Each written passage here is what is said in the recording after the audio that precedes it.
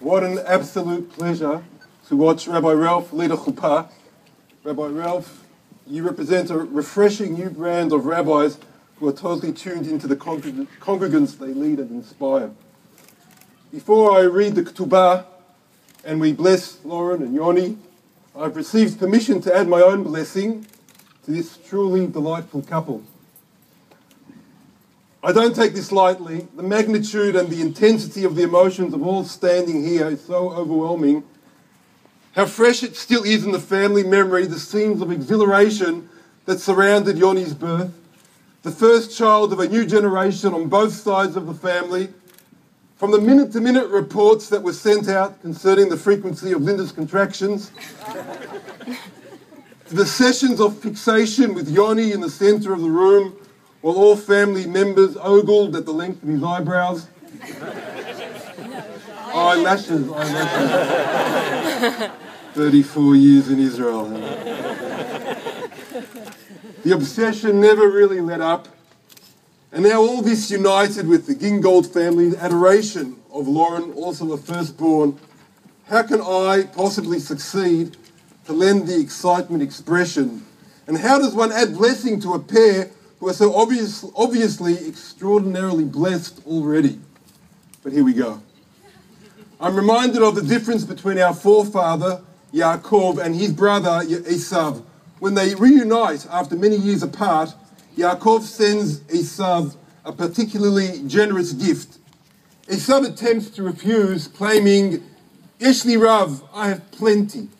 But Yaakov insists, retorting, Yesh li chol, I have everything.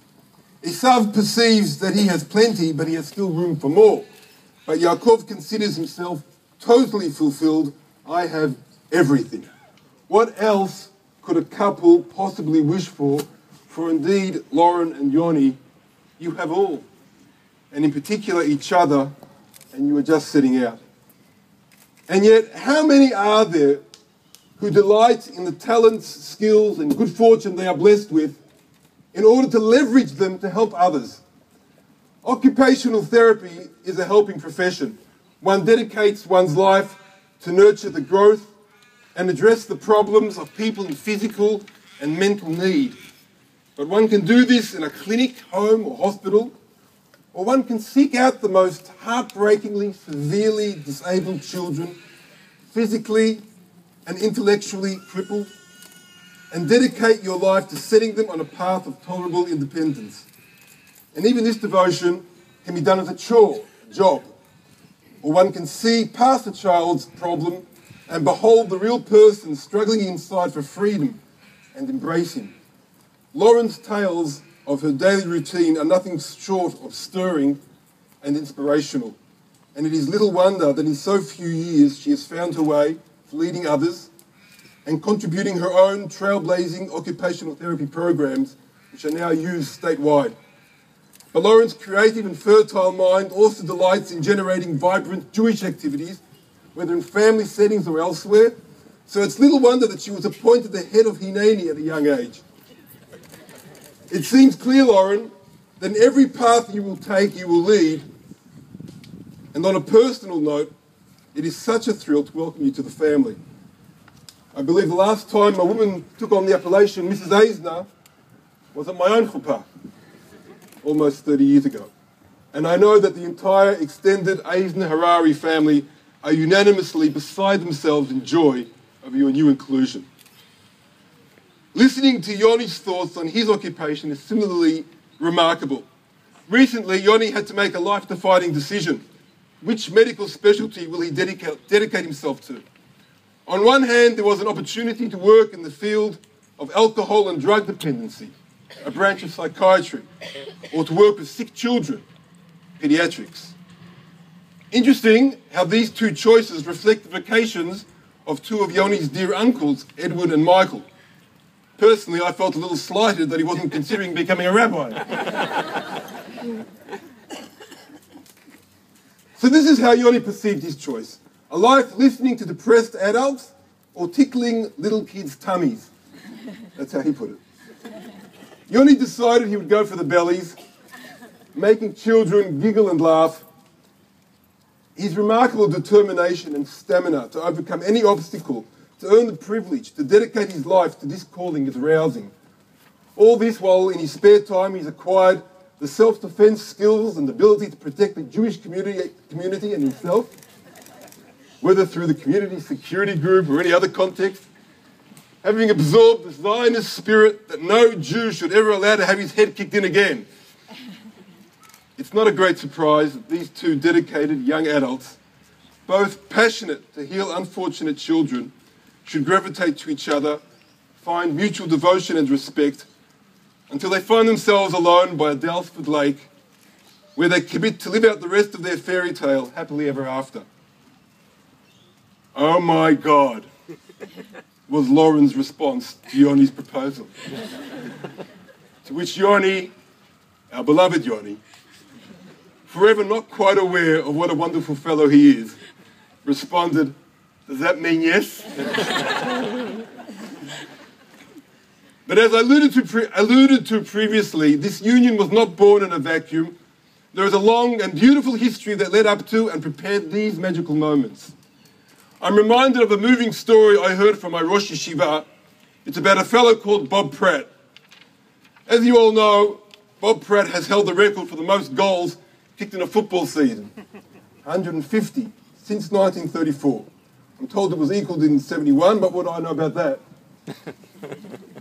What few of you will know is that the year Pratt kicked 150 goals, he did not win the South Melbourne Best and Fairest Award. So he approaches a committee member and asks him, "What do I have to do? 150 goals, smash the record, and no medal?"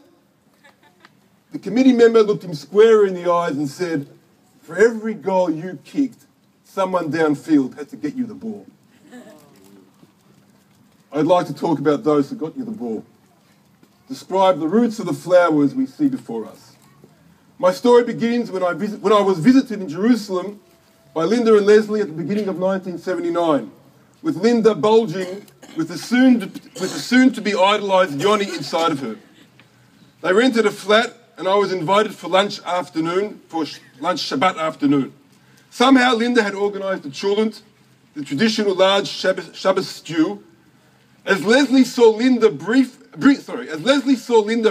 the hefty pot from the kitchen to the dining room, he quickly protested in alarm, "Linda, what are you doing, carrying that huge vessel like that? You should do that in 2 trips."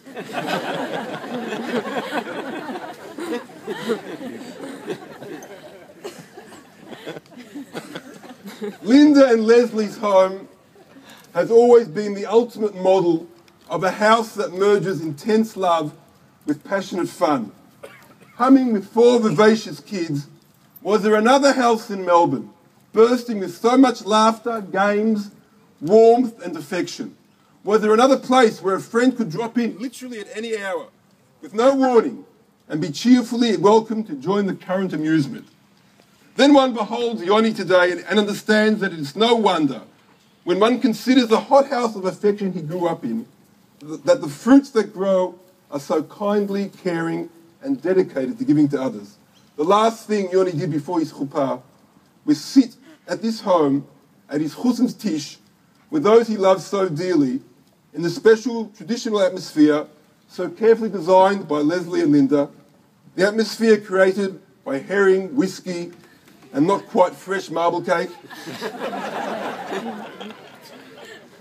Clearly, as an expression of Yoni's everlasting bond to this home he grew up in, with its unique blend of love, fun and tradition, he asked that the participants at the tish accompany him as one on a tram to his chuppah, giving concrete expression to the link of his roots to the home he now creates. Similarly, when Lauren talks about her home, there's an immediate twinkle in her eye as she describes what one would have thought only takes place in films and musicals.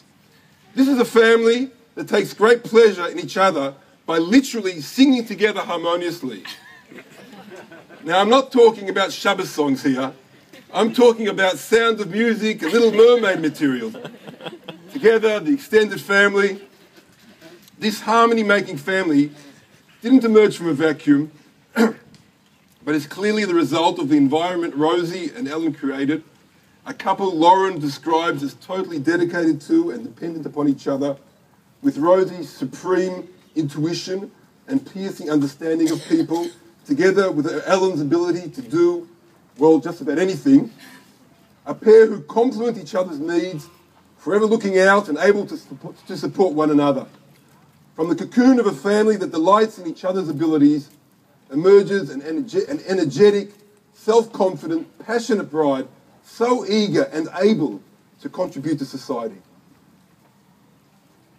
But the really amazing stories are to be found one generation further back. As Rav Ralph has already mentioned, Yoni and Lauren both made a point to mention how important it is to them that their grandparents are honoured under their chuppah, the most precious moments of their lives. They could not have given this more emphatic expression than by making sure that their grandparents almost literally hover over us. As we stand here beneath the taluses of Yoni's Zayda, my father, Ben Eisner, Zichrono Livracha, and Lauren's papa, Mietek Silberg, Zichrono Livracha. Great efforts were made to find Zayda Gingold's talus as well, but it seems that he took it with him. I'll start the tales of the grandparents with the beautiful, heart-rendering romance of Yoni's beloved grandma, Lulu, may she rest in peace, and grandpa, Maya, may he bless us with his humour till 120. I'm told that this fable has already been told under a chuppah of one of Maya's grandchildren, but not before this community and not in front of the protagonist. And Yoni would have me tell it again. I would have Maya tell me that it's true. Not that it makes a difference. The main part everyone in this assembly know well, Maya's unfathomable, constant and uninterrupted devotion to Lulu through the endless years of her cruel battle with Alzheimer's. All day, every day, there was Maya by Lulu's side. Eventually, Lulu lost consciousness, yet Maya continued to stay by her bedside, doing all he could to take care of her, in an episode that is now legend. One day, somebody was frank with Maya. You know, she doesn't know you are here anymore. She has no idea about any of the things you do for her. Maya's reply was simple. She may not be able to be grateful for anything I do, or even recognize me, but I still love her. I don't think you can do better to inspire your grandchildren under their chuppah to a life of dedication and devotion. What is most charming about our Chatan v'Chala is that the two families have been destined to unite for half a century already. Neighbours and closest of friends back in Gordon Street, Betty and Dave Gingold, and Lulu and Maya Harari were sharing holidays and festive meals and even sitting next to each other at shul 2 generations ago. If David Gingold sat next to Maya Harari for decades, was Yoni sitting on Leslie's lap next to Lauren, sitting on Ellen's lap at Caulfield Shul already 25 years ago? Probably. The beauty of this is that Maya, true to form, was still frequently visiting Lauren's Zayda, David Gingold, at Emmy Monash until he passed away a few years ago. This is actually not surprising, as Maya had found the perfect friend in David, someone who would forget his jokes. You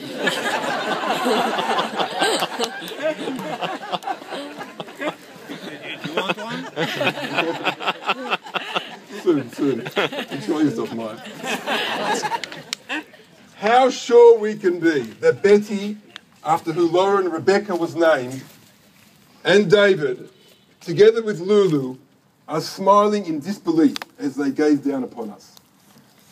On the other side of the family, Lauren wistfully tells of her beloved Papa Mietek, no less than the greatest influence on all of his 5 granddaughters' lives. Every day of their childhood, he would come over to spend hours, literally, with each of his daughter's children. Never missed a day. Nothing made him happier than to bask in their company.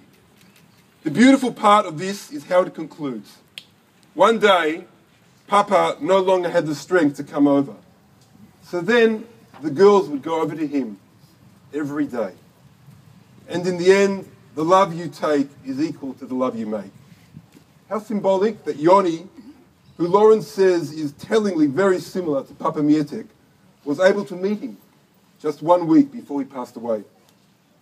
Similarly, Lauren rejoices and cherishes how Nana Gola momentarily forgot her current physical limitations and jumped with glee at the merry news of Lauren's engagement. What a testimony to the mutual love and respect of that relationship I personally witnessed when I spoke to Lauren on Friday, the last day for this super organised woman to make last-minute arrangements before her wedding. When I asked her what was on her schedule for the day, there was one item: to go and see Nana Gola. Gola has made a superhuman effort to be with us at Lauren's chuppah. Clearly, the marriage of her first grandchild bulges with meaning for her and is a huge highlight of her life. May it give you strength towards recovery, Gola. Perhaps, if you start, God will help you finish. On the other side, Yoni reports that the reactions of Grandpa Maya and Bubba Frida to his engagement and then receiving the invitations, which he personally delivered, were by far the happiest of anybody. He wrote to me that delivering the news of his engagement to his Bubba and Grandpa was no less than the best part of his engagement. That's quite a statement. And a true testament of the mutual love between these generations. I personally have always looked upon Yoni as being the only grandchild who had the opportunity to recognise and appreciate his Zeta Ben, and personally witnessed yet another episode of untiring marital love and devotion as his Bubba Frida did nothing else but totally dedicate herself to desperately bring about Zeta Ben's recovery in his last year of life. May these legacies, indeed may these taluses and what they symbolise, serve as an inspiration to the beginning of a beautiful life of love and commitment. May your blessed beginning grow greater and stronger to the hope and prayer of all those gathered here who look upon you with such adoration and affection. Mazal tov.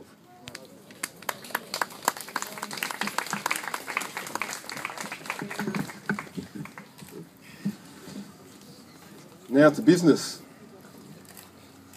The reading of the Ketubah. The Ketubah is the document in which Yoni formally undertakes his marital responsibilities and commits to making sure that Lauren is taken care of no matter what surprises life should bring.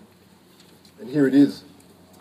באחד בשבת 5 ימים לחודש שבט, שנת 5772 לביאת עולם, למניין שאנו מנים כאן במלבורן. We all saw here איך החתן יונתן דוד בן לב ברוך הכהן אמר לה להה בתולתה ליאורה בת אברהם הלוי. We all saw how Yoni said to Lauren, Habi li into Kedat Moshe Israel, be my wife according to the law of Moses in Israel. And I will take care of you and I will honor you, it says. V'tzviat marat lira, she agreed, v'habi li into, and she has agreed to become his wife. V'din dunya dahalale mibe'avua, and now there's a detailing of all the commitments that Yoni has made, etc. And then it says that Yoni has taken upon himself to make sure that this will be paid off if necessary with everything that he owns under the sky, whatever he owns now, whatever he owns in the future, even if it involves taking the cloak from his back. And it says that Yoni has agreed according to the laws of the Hachamim, according to the sages, and not in just any other way. The Kanina, Yoni has made the transaction.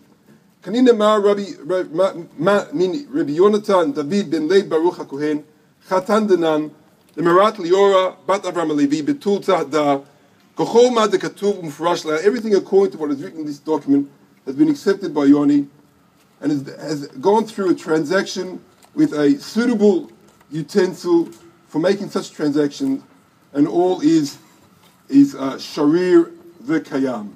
The Eidim, the witnesses are Raphael Reuven ben Yitzhak Geninda, otherwise known as Rabbi Ralph, and Wolf Yonatan ben Moshe Mendel Ed. Mazal tov. Please give this to Lauren.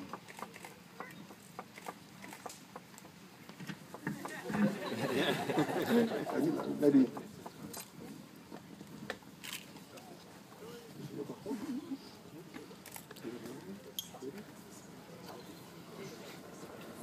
I'd like to call on each of the people to say the Sheva Brachot one by one. The first bracha, the married, the Hatan V'Chala, have decided to honor Rabbi Ralph, please.